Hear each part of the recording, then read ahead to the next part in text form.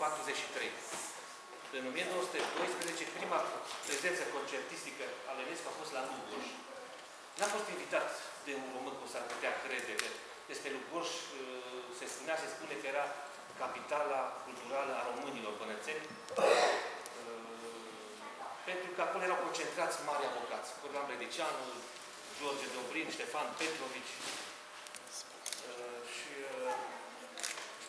Carasebeșul, cred că era pe picior de egalitate cu Lugojul și Carasebeșul un centru cultural cu mari tradiții. Aici ați avut pe George Buitul, primul preot român care a oficiat o liturghie în San Pietro la Roma.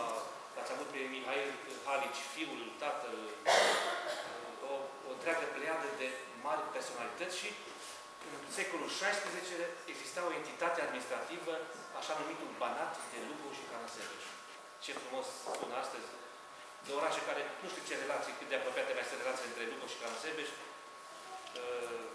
Depinde de cei care se raportează la istorie și știu despre acest Banat de Lugoj și Carasebeș, care erau două capitale în alternanță. O perioadă la capitala Lugoj, o perioadă la Carasebeș. Deci, în 1912, primul concert Enescu la Lugoj. La Timișoara, metropola dintotdeauna Banatului, orașul mare, oraș, cu o puternică comunitate germană și evrească. Era și la Lugoj o importantă comunitate evrească. Mă bucur că aici e prietenul meu, Ivan, și cu colegii săi, prietenii săi. La Lugoj, pe la începutul secolului 20, erau cam peste 3.000 de evrei. O puternică viață culturală, mari personalități de muzicieni care au izvorât din această comunitate evrească lugojană, la care Carasebeș, poate cineva îmi va spune, ce reprezenta, să zicem, acum 100 de ani, comunitatea evrească din... 500 de persoane. Da, e important. Lugoj avea mai mulți. N-am timp acum să vă spun. Poate o mică paranteză, Oscar Calma, un solist vocal lugojan, solist la Opera Regală din Budapesta, interpretul preferat al lui Bela Bartok. Să amintesc de un alt important evreu muzician lugojan, Gheza Citron. A cântat la Teatrul Deportaților din Cluj și a fost solist la Opera Maghiară din Cluj, o voce unică. Noi am auzit vocea, dar din cronicile pe care le-am citit, era un tenor spinto unic, o voce excepțională. Era cantor la Lugoj și apoi, cum vă spuneam, s-a dus la Cluj.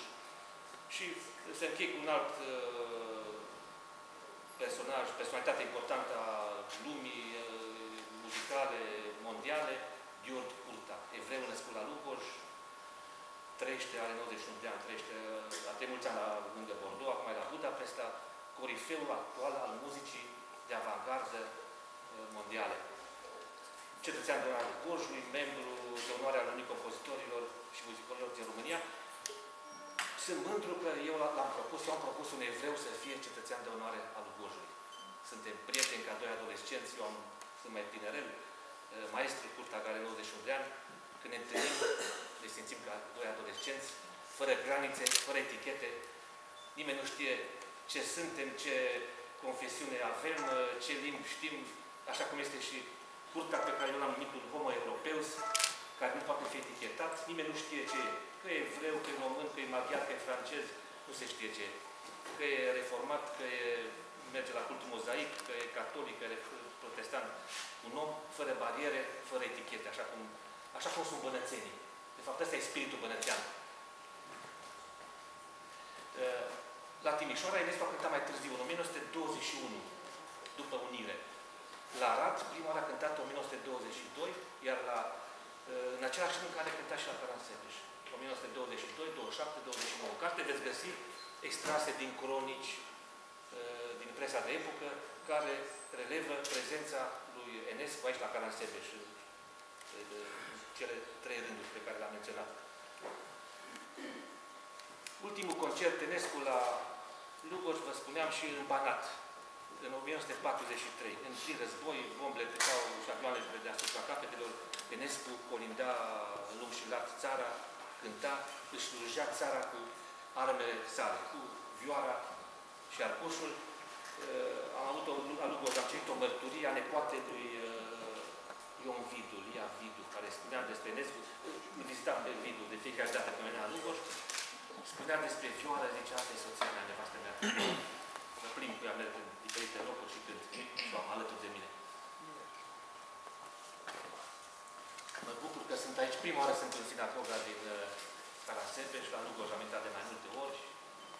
Am studiat niște documente, acolo sunt apropiat și relații de amiciție cu comunitatea viață din Lugoj, care mi-a pus la dispoziție documente importante despre trecutul muzical, trecutul cultural al Lugojului.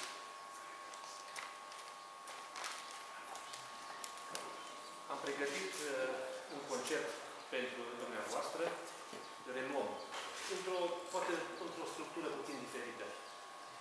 Concertul pe care l-am susținut la Lugoj, ne aflăm într-un pelerinaj muzical. Proiectul se intitulează Pe urmele lui Enescu, în Banat. Am cântat, l-am omagiat pe Enescu la Lugoj, omagiem astăzi la Carasebeș și sinagogă. Enescu era un prieten, un mare prieten al evreilor și mă bucur că ne aflăm astăzi aici. Și de la dumneavoastră vom pleca la Moravița. Urma la Timișoara să închem apoteotic acest pericol. Din anumite motive nu vom fost la Timișoara, poate cu alt prilej. Acestea fiind spuse, în final, dacă doriți și acum să mai dau câteva cărți, haideți mai 3 minute să mai ne dorește să mai cărți, dacă nu. Până domnul profesor Stan, care mulțumesc foarte mult pentru că a inclus într-o zi de sfârșit de săptămână, într-o zi de weekend, caravana să treacă prin Carasebeș și mulțumesc pentru prestigioasa lui carte. Vă îndemn să o cumpărați, 220 de lei costă.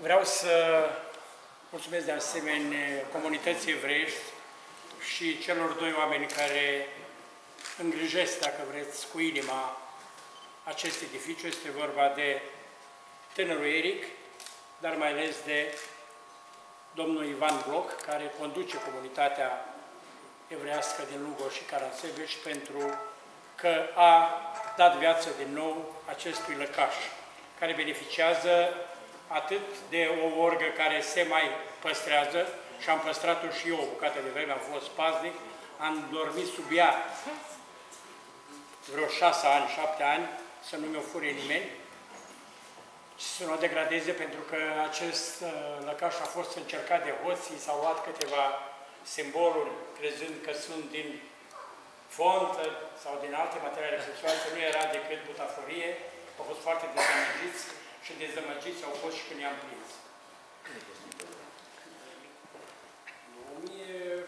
Domnul Ivan. 1894, 1898, La Lugoj 1903, mă.